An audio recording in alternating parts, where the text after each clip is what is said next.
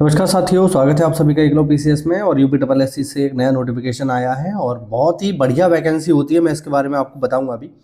ये है boring technician की, सहायक बोरिंग टेक्नीशियन। इसका जो है वैकेंसी आ चुका है। यहाँ पर आप देख सकते हैं ऑनलाइन 15/4 से शुरू हो चुका है ये मतलब सॉरी, अभी शुरू नहीं हुआ है, 15 अप्रैल से शुरू होगा। ठीक है, और मई तक ये भरा जाएगा। तो इसके बारे में ज़रा देख लेते हैं, बेसिक बेसिक जानकारी क्या है। ठीक है, तो पद इसमें कितने हैं ये देख लो। पद हैं इसमें 402।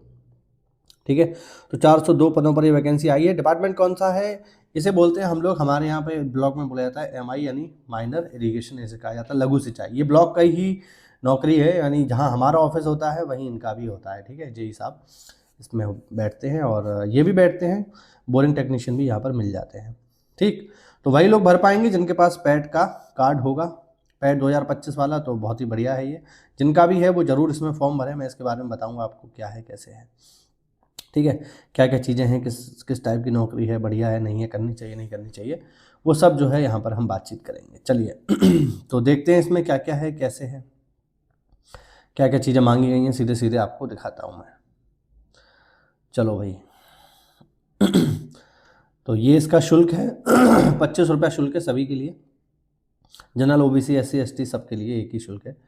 ठीक है, और इसके लिए मेंस की कट ऑफ अलग से आएगी, यानी मेंस के लिए कट ऑफ अभी जारी होगी। जब आप भर दोगे उसके बाद पैट की कट ऑफ यहाँ पर जारी होगी। ठीक है, पद कितने हैं तो पद मैंने आपको बता ही दिया है। पद कितने हैं यहाँ पर आप देख लो, ये इस तरीके से है। एमआई में है ये, सहायक बोरिंग टेक्नीशियन। ठीक, लेवल 2 की नौकरी है ये। ठीक है, लेवल 2 यानी इसका ग्रेड पे 1900 होगा। 1900 ग्रेड पे की नौकरी है। और किस कैटेगरी में कितने पद हैं वो भी देख लो। 163 है जनरल में, एससी के लिए 82, एसटी के लिए 10, ओबीसी के लिए 107, ईडब्ल्यूएस के लिए 40 और टोटल पद है 402। स्थायी नौकरी है ये, स्थायी होती है।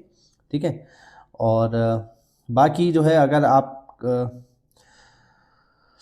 आप किसी भी तरीके से दिव्यांग हैं तो उसके लिए भी यहाँ पर वैकेंसी दी हुई है। स्वतंत्रता संग्राम सेनानी के लिए 8, ओए, ओएल, डीडब्ल्यू और ये सब जो है इनके लिए 8-8 पोस्ट इस तरीके से यहाँ पर खिलाड़ी, मतलब महिलाओं के लिए 80, खिलाड़ियों के लिए 8, इस तरीके से ये पोस्ट यहाँ पे आरक्षित है।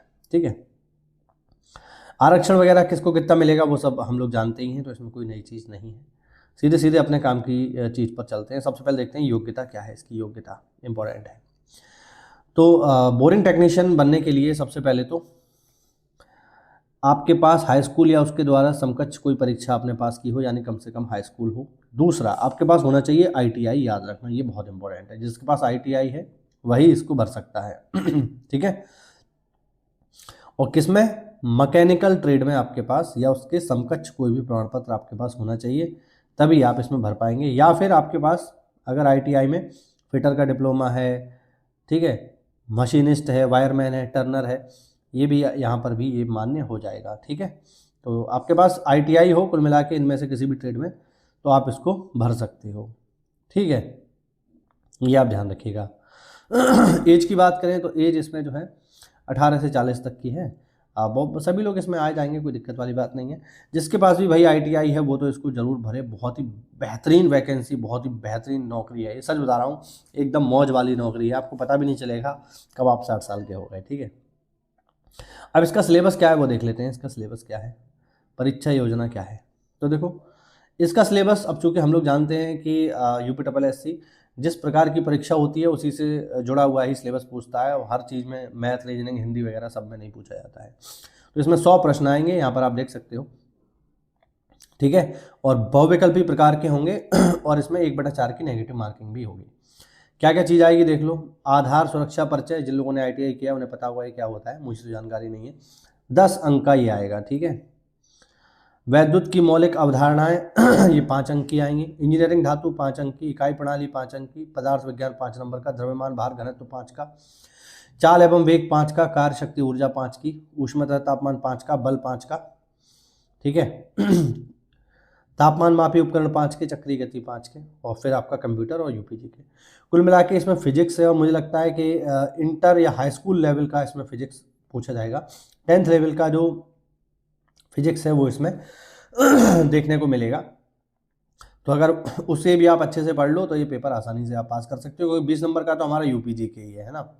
ये तो मुझे लगता है कि अच्छे से आप पढ़ लो तो 15 नंबर आपके कहीं नहीं गए।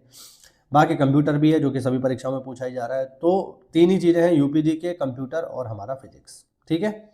तो ये रहने वाला है। बाकी अंदर सिलेबस में क्या है तो ये आप देख लेना, इसको मैं नहीं बताने जा रहा हूँ, आप लोग डाउनलोड कर लेना, ठीक है। इसको अगर आप लेना चाहते हो इस पीडीएफ को, तो हमारा जो टेलीग्राम चैनल है एकलव्य पीसीएस, वहाँ पर मैं इसको डाल दिया हूँ, वहाँ पर आप इसको देख सकते हो, ठीक है। ये डिटेल में इसका सिलेबस है कि क्या क्या पूछा जाएगा, है ना।